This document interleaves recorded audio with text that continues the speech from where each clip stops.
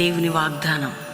ఈ ఉదయకాలం ఈ వాగ్దానం మీకోసం ఎలా ఉన్నారండి? బాగున్నారా? మరొకసారి ఉదయకాలం ఈ వాగ్దానం వింటున్న బిడ్డలు, ఎక్కడెక్కడి నుంచి ఈ మాటలు వింటున్న దేవుడు నిన్ను ప్రేమిస్తున్నాడు. కృప వెంబడి కృపను చూపే దేవుడు.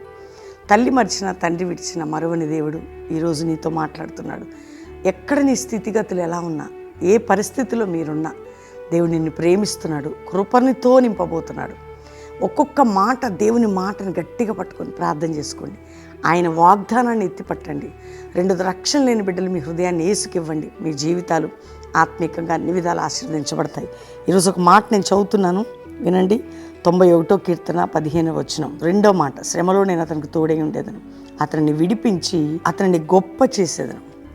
విడిపించు దేవుడు, గొప్ప చేసే దేవుడు. శ్రమ నుండి విడిపించి నేను హై పొజిషన్లోకి దేవుడే చేయగలుగుతాడు. అర్థమవుతుందా? నిన్ను విడిపించగలిగిన వాడు, గొప్ప చేయగలిగిన వాడు. ఎంత గొప్ప దేవుడు అండి ఆయన. ఈరోజు ఎందులో నువ్వు కూరుకుపోయావో తప్పక నిన్ను విడిపిస్తాడు.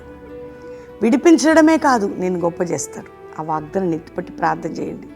వింటున్నారా? ప్రతి బిడ్డలు కూడా ఈరోజు ఏ సమస్య, ఏ పోరాటం, ఏ నింద, ఏ బాధ, ఏ పాప, ఏ శాప, ఏ బంధకాలు ఉన్నావు, నిన్ను విడిపించడమే కాదు, అంతేకాక నేను నిన్ను గొప్ప చేస్తాను. ఈ వాగ్దానాన్ని ఎత్తిపట్టి ప్రార్థన చేసుకోండి. కాబట్టి ప్రతి శ్రమ, ప్రతి పోరాటం, ప్రతి బాధ నుంచి గొప్పగా విడిపించి నిన్ను చేసే దేవుడున్నాడు. ఈ ఉదయకాల ప్రార్థనలో, వాగ్దానాల్లో ప్రభుని స్తుతించండి. మరొకసారి, నేను నిన్ను విడిపించి గొప్ప చేసేదను. నేను నిన్ను విడిపించి గొప్ప చేసేదని. కాబట్టి వాగ్దానాన్ని ఎత్తిపట్టి ప్రార్థన చేసుకోండి. తండ్రి, రక్షణ లేని కుటుంబాలకు రక్షణ, మారు మనసు, పాపక్షమాపణ, నిత్య జీవం, పరలోకమేయండి. ఎక్కడ ఏ బిడ్డలు తప్పిపోయినా, తొలగిపోయినా, చెడిపోయినా, పడిపోయినా, వారి జీవితాలు నీ వైపు తిప్పబడి నీ కొరకు ఒక ప్రత్యేకించబడిన స్థానంగా ఉండటానికి సహాయం చేయండి అయ్యా. రక్షణ లేని ఎన్ని కుటుంబాలు ప్రపంచంలో, భారతదేశంలో రక్షించండి అయ్యా. శ్రమల్లో, ఇరుకుల్లో, ఇబ్బందుల్లో, నిందల్లో, గాయాల్లో, కోర్టు కేసుల్లో, జైల్లో, అవమానాల్లో ఉన్న వారందరినీ విడిపించి రక్షించి నీ కృప వారికి ఉంచండి. అప్పుల బాధ, ఆర్థిక బాధ, బిడ్డలు లేని, గర్భం లేని వారిని విడిపించండి, ఆశీర్వదించండి వారిని.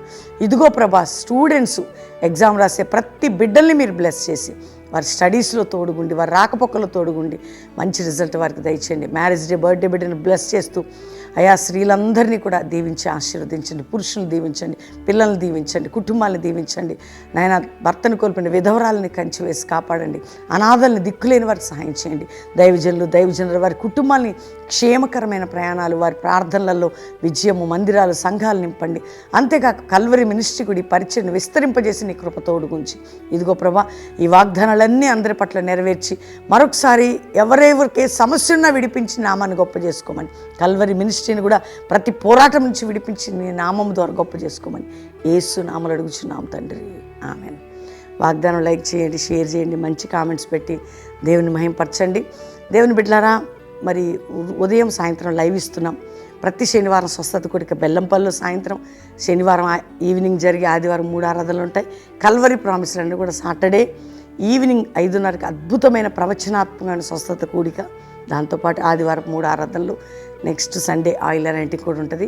కుటుంబాలుగా పాలు పొందండి. దేవుడు మీ అందరినీ కూడా దీవించును గాక. Praise the lord.